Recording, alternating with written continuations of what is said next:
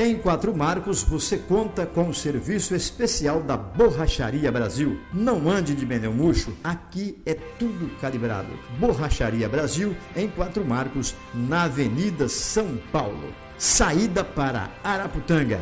Faça-nos uma visita. Prefeitura Municipal de Porto Esperidião, trabalhando para o povo, na infraestrutura, estradas bem cuidadas, possibilitando o ir e vir da comunidade e a escoação de nossa produção com agilidade.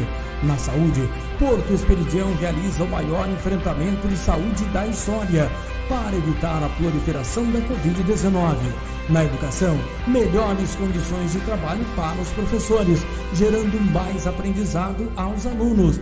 Porto Esperidião, gerando através do trabalho qualidade de vida para a população. Gestão 2021-2024. Jornal Folha do Vale. Oferecimento Borracharia Brasil. Prefeitura do Porto Esperidião.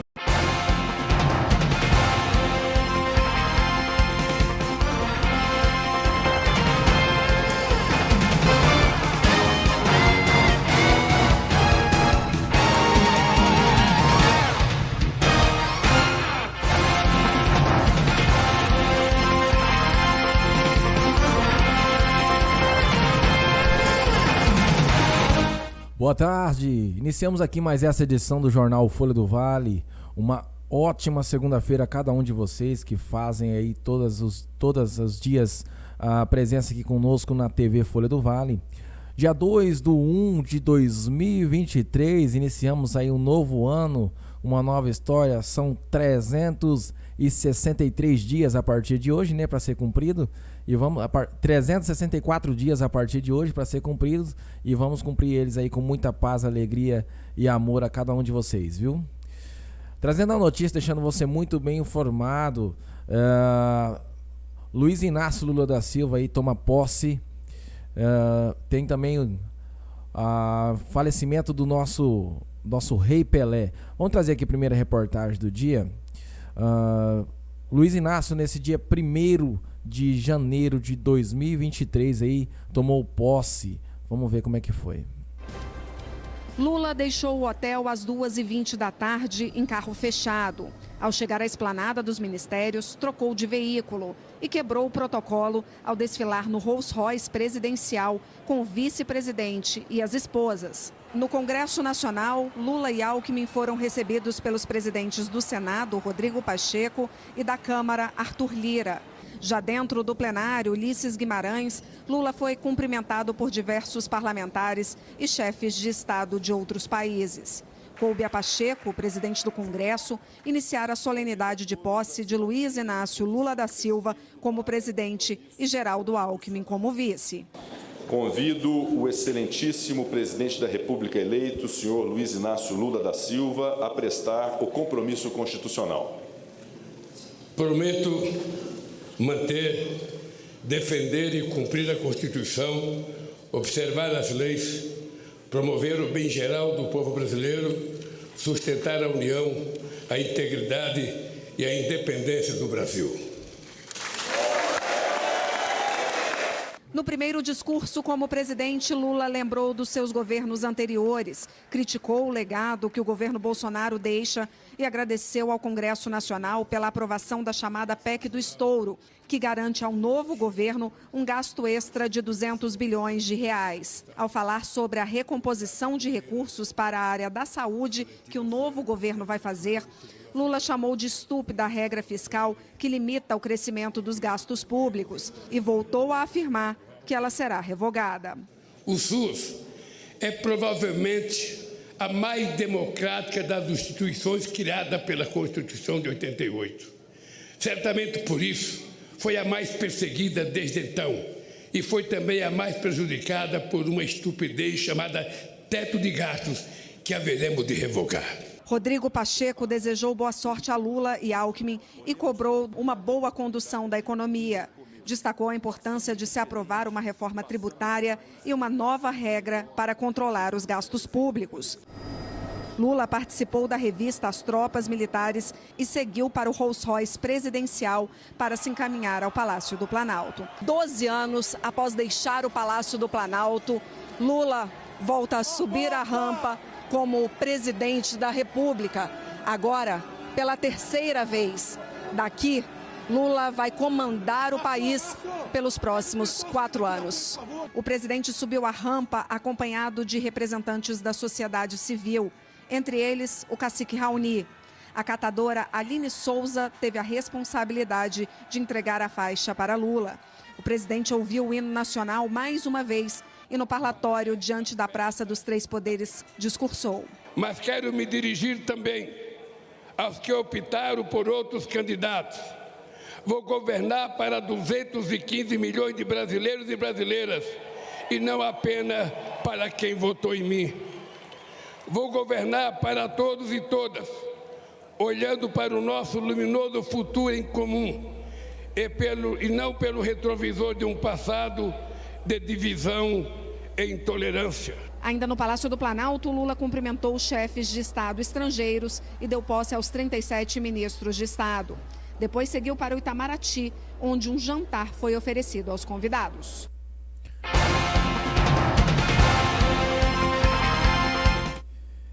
Tá aí, então, tivemos aí a posse de Luiz Inácio Lula da Silva como novo presidente do Brasil, tomando aí todas as responsabilidades de assumir com direito, fazendo juramento de assumir com respeito a nação, e vamos esperar aí que esses próximos 4 anos seja bem sucedido, com um governo certo, correto e justo, né?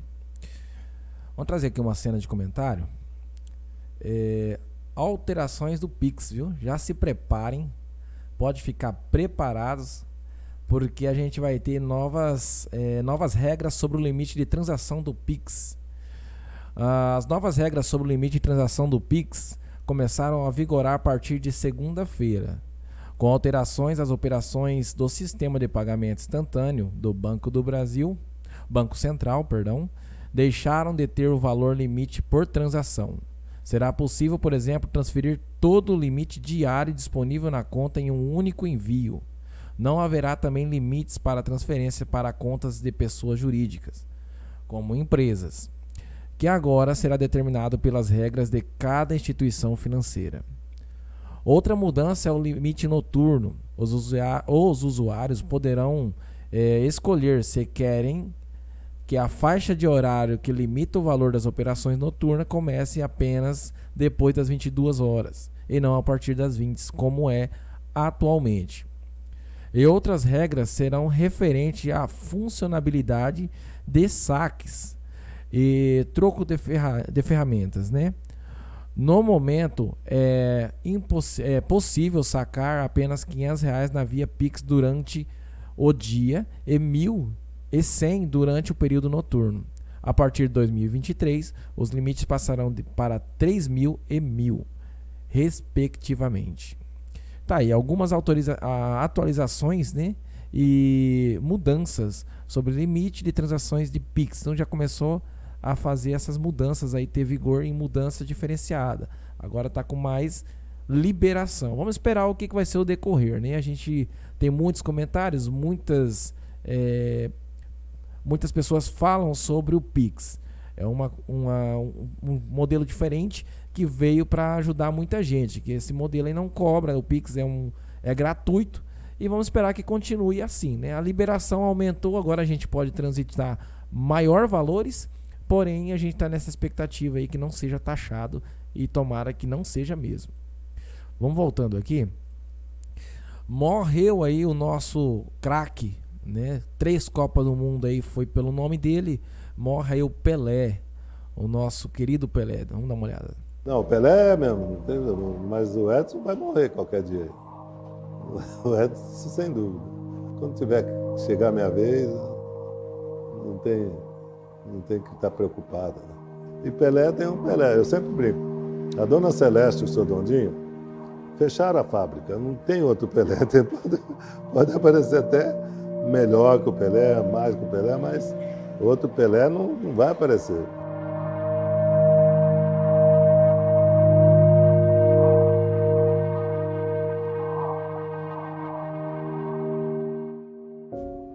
Edson Arantes do Nascimento, Pelé, morreu hoje.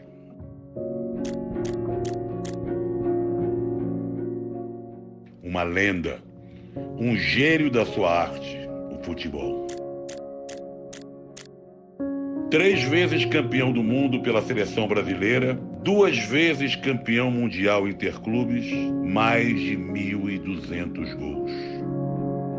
E o título de Rei do Futebol, concedido por Nelson Rodrigues na crônica Realeza de Pelé, publicada em 1958 na extinta revista Manchete Esportiva. Pelé leva sobre os demais jogadores uma vantagem considerável, a de se sentir rei da cabeça aos pés, escreveu Nelson Rodrigues na ocasião. Edson Arantes do Nascimento nasceu na cidadezinha de Três Corações, Minas Gerais, e cresceu no interior de São Paulo, na cidade de Bauru. Símbolo do que o futebol produziu de melhor, Pelé fez sua maravilhosa carreira em apenas 2 clubes. O primeiro deles, o Santos, do qual virou um espelho e uma referência após chamar a atenção de um ex-técnico e ex-jogador, Valdemar de Brito, aos 16 anos. Pelé conquistou seu primeiro campeonato mundial com a seleção brasileira, lá na Suécia, aos 17 anos. Viajou pelos 4 cantos do planeta e a habilidade e a genialidade de seu futebol-arte o transformaram em estrela mundial. A história consagrada entre o Rei e o Santos durou 19 anos. Pelé deixou o time onde se imortalizou para assinar com o norte-americano New York Cosmos em 1975 e lá se aposentou 2 anos depois, jogando contra o próprio Santos. Pelé se casou 3 vezes e teve 7 filhos, incluindo Sandra Machado, que ele se recusou a reconhecer, mesmo depois que os tribunais decidiram que ela era sua filha. Em meio a diferentes problemas de saúde ao longo dos últimos anos, Pelé manteve sua vida de ídolo no digital. Parabenizou as conquistas de novas estrelas no futebol, como Neymar, Cristiano Ronaldo e Messi. Como o próprio rei disse, Pelé é um só. Viva o imortal Edson Arantes do Nascimento.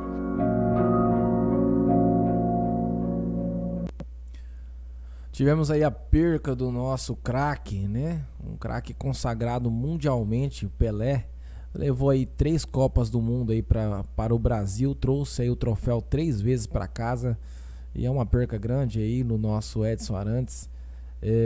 Vai ficar marcado, é igual ele falou, né? O Edson vai morrer, porém o nome Pelé vai ficar marcado na história. E ficou mesmo. Ele foi lá e fez para marcar aí todos os brasileiros aí que admiram o futebol. Vamos voltando aqui. Vamos em cena de comentário novamente, que eu quero trazer um ato importante, tá? Sobre o que o pessoal estava perguntando muito, sobre o armamento. E a revogação de decretos, né, que está sendo boicotada pelo atual presidente, que agora assumiu. Só que abriram aspas aqui. Olha lá, revogação de decretos, segundo a Gazeta Digital, facilitam compras de armas e munições. É publicado. Vamos ver se facilita mesmo. Olha lá. O presidente Luiz Inácio Lula da Silva revogou as normas do governo de Jair Bolsonaro, que ampliava o acesso a armas de fogo e munições. O ato está oficializado no Diário Oficial da União desde segunda-feira, dia 2, que é hoje, né? Essa era uma das promessas da campanha do petista, que é favorável ao desarmamento da população. O decreto foi assinado por Lula durante a cerimônia de posse no domingo, dia 1º, ontem. Entre outras medidas, suspende o novo registro de armas por caçadores, atiradores e colecionadores, e por particulares, reduz o limite para a compra de armas e munição de uso permitido e suspende novos registros de clubes e escola de tiro. Vamos voltando aqui. O documento ainda prevê que todas as armas compradas desde maio de 2019 sejam recadastradas pelos proprietários em 60 dias. E também cria um grupo de trabalho para propor novas regulamentações para o Estatuto de Desarmamento de 2003. Tá aí, né? não vai ter mais jeito, foi mesmo cumprida a promessa da campanha aí do petista e foi retirada aí a ampliação ao acesso de armas de fogo e munições no Brasil. Então, para você que tem aí, você vai ser obrigado aí a novamente procurar uma forma de registrar novamente o seu pertence, né, a tua arma. E a dificuldade para quem, na verdade, não tem nem dificuldade, se você não vai conseguir mais ter acesso. Quem não tinha, não terá. E quem tinha, pode estar correndo o risco aí de perder aí o seu registro. Complicado, né? Falou que ia fazer e fez mesmo. Vamos esperar aí o que vai acontecer. Trazendo aqui, o mundo inteiro aí celebrou a entrada de 2023. A energia do mundo inteiro aí para a expectativa desse 2023 da melhor forma. Vamos ver. No Rio de Janeiro, o céu de Copacabana se iluminou com os fogos de artifício da festa de Réveillon. Ao contrário do esperado, não choveu na virada do ano e a famosa praia ficou lotada de cariocas e turistas para o espetáculo. Os fogos foram disparados de 10 balsas. Eu quero que 2023 seja um ano mais leve para todos nós, um ano de muitas realizações e de união, especialmente do país. É isso que eu quero. Eu quero que 2023 seja um ano de muito amor, de muita prosperidade e que a gente consiga ser feliz, né? Que a gente queira viver de verdade, que a gente ame muito e que a gente tenha muito dinheiro, porque tá difícil.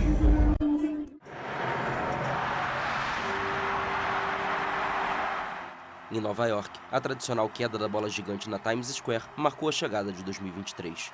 Moradores da cidade e turistas de todo o mundo se reuniram no local em uma tradição que remonta ao ano de 1907.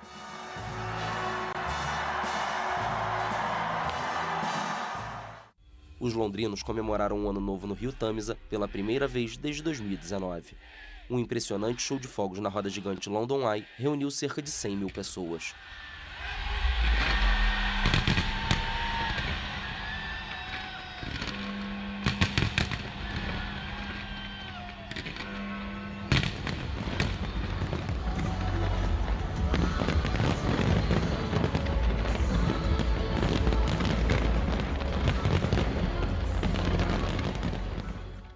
Em Paris, a festa foi na tradicional Champs-Élysées. A Cidade Luz recebe uma decoração especial para o fim de ano, o que atrai muitos turistas. Milhares de pessoas se reuniram na charmosa avenida para celebrar o Ano Novo. Em Dubai, nos Emirados Árabes Unidos, fogos de artifício rodearam o Burj Khalifa, o prédio mais alto do mundo. Os 829 metros do imponente prédio se iluminaram para receber 2023.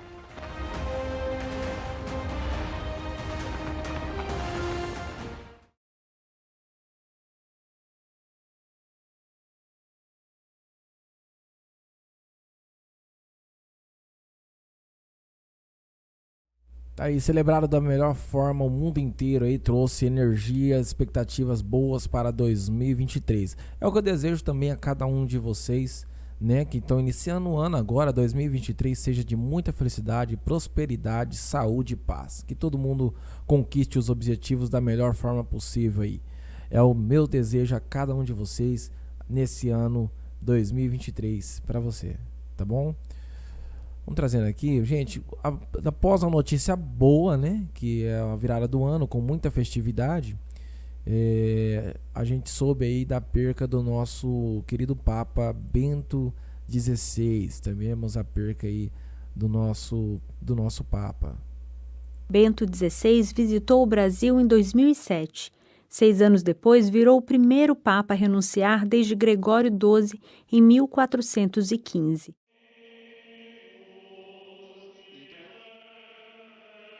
De personalidade intelectual, Bento XVI foi um autor prolífico. Se sentia mais à vontade com o trabalho acadêmico do que com o pastoral. Ele foi o líder da Igreja Católica por 8 anos, até repentinamente renunciar. Joseph Ratzinger nasceu no sul da Alemanha. Tinha só 6 anos quando os nazistas ascenderam ao poder. Os pais dele eram hostis ao regime e, embora o filho tivesse entrado para o seminário juvenil em 1939, Foi forçado a se juntar à juventude hitlerista apenas 2 anos depois. Ele e o irmão Georg foram ordenados no mesmo dia em 1951. Georg virou um padre paroquial. Joseph escolheu um tipo de ministério bem diferente. Primeiro fez um doutorado, depois nomeações em universidades de prestígio, e daí o Vaticano. Virou cardeal aos 50 e poucos anos. O Papa João Paulo II, já doente, fez dele chefe da Congregação da Doutrina da Fé, que antes era a Inquisição Romana. Lá ele defendeu os ensinamentos tradicionais católicos a respeito do aborto, da contracepção e da homossexualidade. Ele chegou até a se pronunciar contra o rock and roll e livros da saga Harry Potter. Quando João Paulo II morreu em abril de 2005, ele era um dos cardeais mais longevos e presidiu o funeral. Sua homilia, baseada nas instruções de Jesus, siga-me, se provou profética.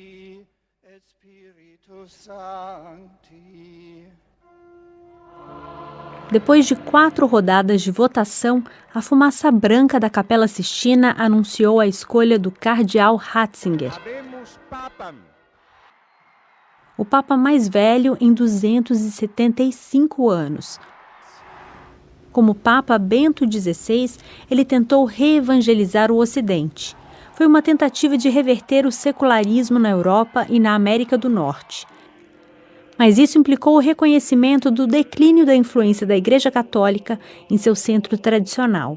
Bento XVI também causou polêmica em 2006 durante uma palestra na Alemanha. Na ocasião, ele mencionou uma crítica ao Islã feita por um líder cristão no século XIV e pareceu ligar a religião à jihad e à guerra. Houve protestos violentos em vários países muçulmanos. O Papa pediu desculpas e se dedicou a criar o primeiro foro católico muçulmano.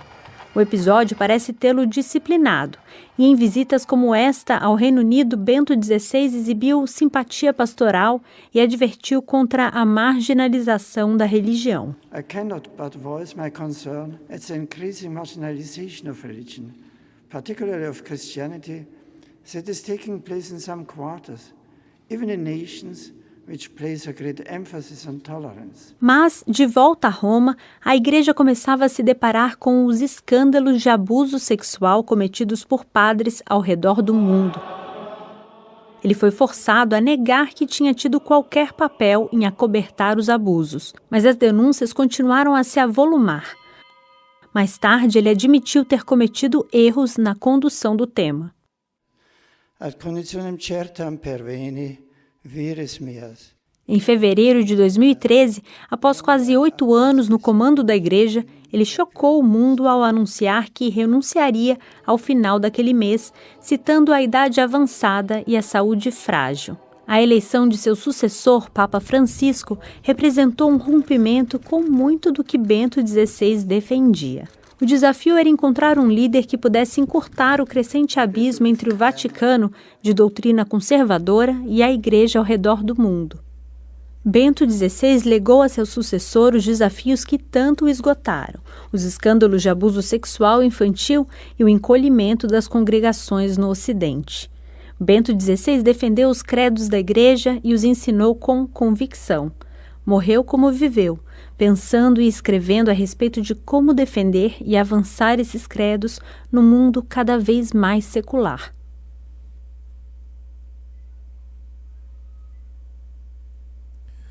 Tá aí, gente, perdemos então o nosso Papa aos 95 anos, né? Hoje o nosso Papa é o Papa Francisco, mas perdemos aí o nosso Papa, era considerado com certeza, né? Antes de renunciar aí, renunciou, mas é uma perca grande para a sociedade, para toda a nação, né? O Papa Bento XVI governou o Vaticano por 6 anos e renunciou, onde veio o nosso Papa Francisco hoje.